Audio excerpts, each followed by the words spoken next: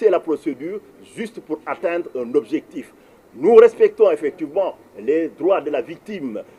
d'accéder à la justice, mais malheureusement, on est en train de faire une exploitation opportuniste du cas. Et par rapport à cela, c'est pour ça que nous déplorons cette situation. Et pour en terminer, comme je disais aujourd'hui, nous avons décidé de prendre nos responsabilités. La première des choses, que ce soit pour les 14 personnes qui sont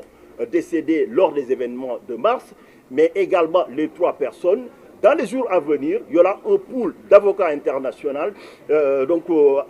plutôt, qui vont porter le combat à bras le corps, qui apporteront à la fois l'assistance judiciaire nécessaire à ces victimes et surtout aux familles de ces victimes pour qu'ils obtiennent justice et réparation. Comment? Première chose d'abord, pour certains cas, nous allons saisir directement le doyen des juges d'instruction avec plainte de constitution de plainte avec partie civile, constitution de partie civile, comme le sait bien le procureur. Dans ce cas, il y a une obligation effectivement d'ouvrir après consignation une information judiciaire. C'est pour les obliger effectivement à enquêter dans le sens de la manifestation de la vérité, parce que nous avons en tant que citoyens sénégalais, espérer que le parquet allait se saisir de ces questions comme la loi l'impose à l'État du Sénégal chaque fois qu'il y a mort d'homme, donc d'enquêter, de situer les responsabilités et de prendre les sanctions, mais ils ne l'ont pas fait, donc nous allons prendre nos responsabilités. Également, il y aura aussi, pour certains cas de blessures ou qui ont été documentées, des citations directes devant effectivement le tribunal correctionnel, effectivement, pour que ces atteintes ne restent pas impunies. Mais il y a quand même un noyau dur. C'est le noyau dur des droits de l'homme. C'est la prohibition de la torture. La torture. Nous avons vu effectivement au moment des arrestations de certains militants qui sont stigmatisés, des gens porter des coups de matraque alors que l'individu en tant que tel a été appréhendé et ne représentait aucun danger particulier. On a vu effectivement des coups de pied, on a vu des coups de matraque. Nous ne pouvons pas continuer à laisser faire une situation pareille. Aujourd'hui, le Sénégal a jugé récemment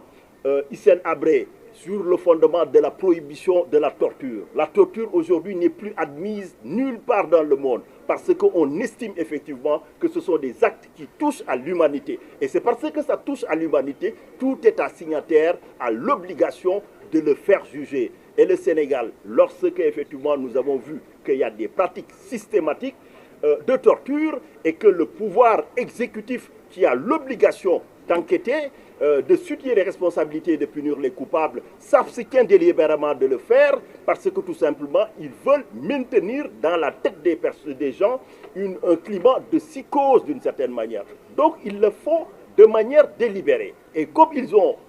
décidé d'agir délibérément, nous ne resterons pas impuissants par rapport à ça. C'est pour ça que nous envisageons, sur le fondement de la compétence universelle, donc du moment où il y a des autorités politiques qui apportent leur soutien implicite à ces actes de torture et qui ont l'obligation de, par la loi, s'ils ont eu connaissance ou s'ils devaient être en connaissance de quelque chose, de prendre les mesures d'enquête et de sanctions nécessaires. À défaut de le faire, ils engagent de responsabilités personnelles. Comme nous avons vu cette carence, nous avons désormais l'obligation d'en tirer toutes les conséquences de droit pour cibler des juridictions qui appliquent la compétence universelle ici, en Europe et aux États-Unis et un peu partout dans le monde civilisé qui respectent le noyau dur des droits de l'homme en toutes circonstances et en tout lieu. Donc vous l'aurez sans doute senti, ça c'est la réponse institutionnelle judiciaire que nous comptons apporter. Mais le dernier point que je vais résumer, c'est au niveau aussi des organes de protection des droits de l'homme. Déjà, Amnesty avait initié une action avec un pool d'avocats concernant les 14 morts. On va y rajouter les 3 récentes personnes au niveau de la Cour de justice de la CEDEAO, mais nous allons aussi saisir le Comité des Nations Unies contre la torture pour dénoncer, parce que le Sénégal, son gouvernement, les tenants du pouvoir, tous les jours, effectivement, ils manquent de manière délibérée à leurs obligations. Mais comme nous sommes dans une démarche d'anticipation, nous allons aussi saisir la sous-commission sur la prévention de la torture. Parce que ce qui s'est passé, on peut avoir quelque chose de beaucoup plus désastreux. C'est pour ça que ça délai, nous allons saisir cette sous-commission pour l'alerter, pour que les experts donc, des Nations Unies puissent se pencher sur la situation du Sénégal avant que ce soit trop tard, que l'irréparable ne se produise. Dernier point, effectivement, c'est la saisine diplomatique dans les jours à venir du haut-commissaire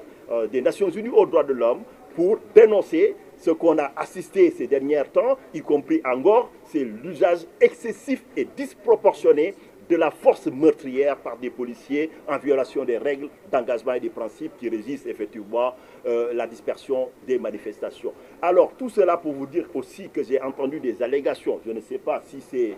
avéré ou pas, vous me direz, que des personnes pour aller dans le domicile de Ousmane Sonko ont utilisé effectivement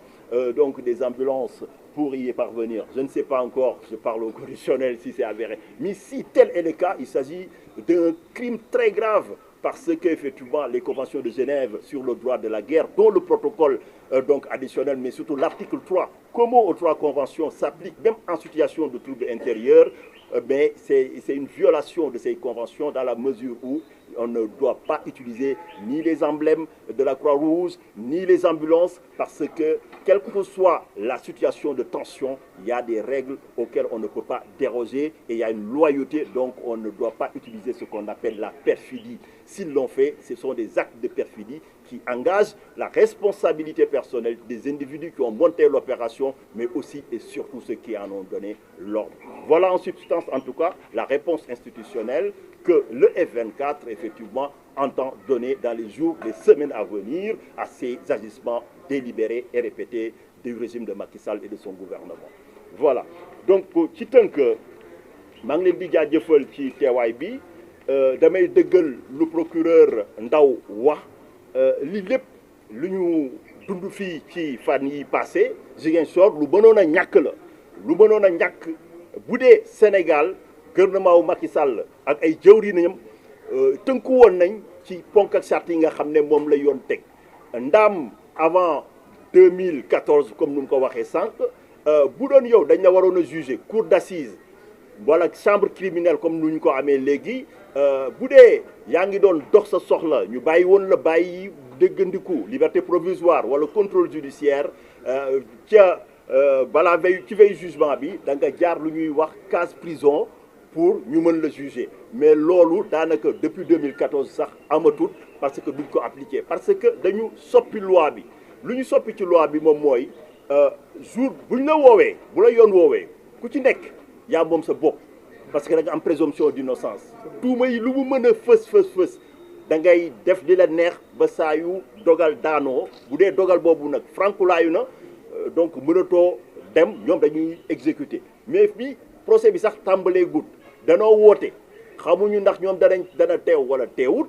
ñu commencé déjà def li nga xam ne moom la nit ñi doon njort ñu gis benn situation wu tension benn situation wu concentration de forces de sécurité et de défense nit ñi njort ñi effectivement ñu ngi teg ay jéego pour jàpp Ousmane Sonko non pas pour jàpp ko mais pour humilier ko pamti ko indi ko devant les chambres criminelles et tout ça loolu situation wu tension la ñu créé artificiellement parce que xamoon nañ ne amul benn texte de loi bu leen may ñu doxalee noonu parce que mënuñu ñëw donc déjà ne dañu koy jàpp alors que bés ba woote wuñu ba mu bañ a teew il fallait ñu xaar woote buy teewul ñu soog a ñëw ne dañu koy jëli et même jëli bi bu amee ordonnance de prise de corps bi nga xam ne day ne mën nañ la jëli ak lu mu laaj mën nañ ko def léegi ñoom deuxième étape bi moom mooy juge bi bu gisee ne ñëwuloo dafay ne dama koy mettre en œuvre donc c'est pas automatique léegi bu ñu demee wër la gisuñu la wala mënuñu la teg loxo ci la ñu war a ñëwaat moom mu jëlaat huissier mu dellu ci kër kooku def constat wu impossibilité ñu indi la léegi nag bu amee procès verbal boobu mën na ñëw toog ne ah wër nañu ko gisuñu ko donc dañuy commencer débat yi sans moom loolu yëpp gisuñu ko donc finalement maanaam pamti bi parax bi indi nañu ay ñetti bakkan yu rot ak ay dégâts matériels yi nga xam ne ay millions la ak ñi ci amee ay gaañu yu metti ñi nga xam ne ba léegi xamaguñu ñaata la loolu yëpp tey mënuñu gëmloo peuple sénégalais que justice rek a taxaw na jóg pour loolu sinon bu doon justice rek moo tax ñu jóg di def procès wu Ousmane Sonko bi ndaam Adji Sarr am na ay droit mais ñoom dañ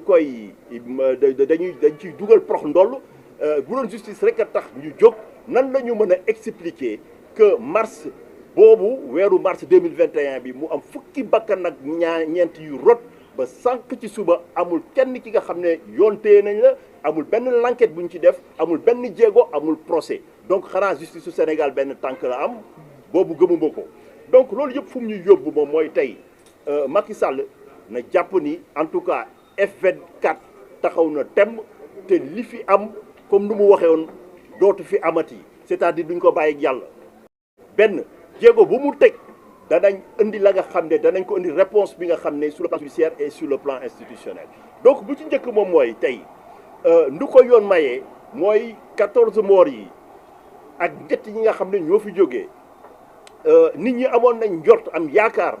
que Sénégal comme nu ñu koy wooyee ne état de droit la danañ yeewu benn jour procureur jël responsabilité am ne jàpp nañ ay nit wala ña ngay l'enquête mais ñaari at mooy defuñu ko comme defuñu ko dañuy jàpp ni comme nu ko yoon di prévoir absence de volonté politique la ñun ak organisation kuréel yi nga xam ne ñooy yëngu ci ak yelleefu doomu aadama déjà Amnesty doon na préparé donc pour benn saisine bi nga xam ne dañ ko war a def sur le plan international saisine boobu dinañ ci yokk ñett ña nga xam ne malheureusement ñoo ci bàyyeeku mais du yem foofu sur le plan national le fait ñu saisir organes yi nga xam ne ñoo nekk ci bitim réew duñu tere ñu tàmbali xeex bi fii ci Sénégal parce que ñun ñëpp ay sénégalais lañ Macky Sall ëpp ñu ci ay droit et que tey doole ji ñun askan bi ñoo xeex jox ko mu yor ko waru ko utiliser pour boom kenn loolu gàcce la donc fii la ñuy commencer doyen des juges bi nga xam ne moom moo def l'enquête yi ci dossiers yi ngeen di dégg ci moom la ñuy dem jébbal ko plainte yi nga xam ne ñooy plainte ñi ñooñu mooy plainte avec constitution de partie civile yoon daf ko tënk day ubbi enquête parce que amul possibilité amul beneen choix yoon moo ne bu ñu ko defee moom day ubbi l'enquête noonu laa defoon ci dossier wu Mamadou Diop bi ak yeneen i dossier donc loolu lañ koy doxalee dañuy delloo buum ci mboy mi mbir mi nekkul ne dañuy xeex régime kese mais lu ñu bëgg moom mooy fii ci Sénégal lu dëkk yëngu-yëngu à l'avenir du ñu mës a gis benn force de sécurité ou de défense bi nga xam ne xalaat na boom nit wala mu jàpp ko di ko mettital ci loolu nag moom mooy sensu démarche bi dinañ def plainte boobu avec constitution de partie civile mais pour gàttal mbir mi bu ñu paree ci loolu effectivement danañu jël aussi ñi nga xam ne ay gaañ-gaañ wala ñi nga xam ne en tout cas seen cas documenté nañ ko ba ñu am ay image ci ñi nga xam ne ñoo ko sooke ñooñu danañ def ay citation directe devant le tribunal correctionnel pour loolu jarul yenn enquête parce que lu ne fang kenn du ko nataal lu ciy tegu moom mooy mbirum torture fii yéen ñëpp dégg ngeen mbirum Hissène Habré ñu jëlee ko ci seen Tchad mbir mi Tchad la xewee lu ñu ko doon jiiñ ña nga xam ne ñoo ko doon jiiñ ay Tchadien lañ yoonu Sénégal nekku ci mais de parce que dafa tegoon tànkam fii Sénégal mbirum torture maanaam tey àdduna dafa toll ci benn dimension bi nga xam ne dañu jàpp ne yooyu ay crime yi nga xam ne ñooy crime yu gën a bon ci àdduna et que yooyu tey état bu ci nekk da nga am obligation nit ki nga xam ne dañ ko tuubaal mbirum torture bu tegee sa tànkam ci sa dëkk da nga ko war a arrêter et puis loolu dama ciy préciser daa am lu ñuy woowee défaut de pertinence de qualité officielle nga nekk ministre nga nekk chefu diplomatie nga nekk président de la République y compris gis ngeen ko El Bachir jëm nañ ko arrêté en Afrique du Sud mu daw Pinochet à Londres et tout ça donc cette compétence universelle ci weer yi di ci jour yi di ñëw en tout cas semaines yi danañ xool nan la ñu ko mën a mettre en œuvre parce que crime yi nga xam ne dañ koy gis ci réseaux sociaux yi ñu koy documenter gouvernement wu Sénégal dañu am responsabilité seen responsabilité moom mooy lan bu dee ñoom joxewuñu ordre bi bu dee ànduñu ci loolu yoon def leen sas dañ ko war a dénoncer non seulement ñu dénoncer ko mais ñu gëstu xool ñan ñoo sabab loolu ñu jël ay daan teg ko ci ñoom buñ ko deful dañuy jàpp ni ñoom le fait que ñu noppi dañuy encourager acte yooyu maanaam dañ leen di jàppal tànk même bu dee waxuñu ko explicitement loolu moo tax ne loolu day weesu responsabilité wu exécutant yi engager responsabilité exécutant yi mais engager seen responsabilité en tout cas ci tànk yooyu la ñu taxaw et li ngeen wax jàpp leen ko Macky Sall duñ ko bàyyi ak yàlla jërëjëf wa salaam. jërëjëf ñu ngi laaj question yi après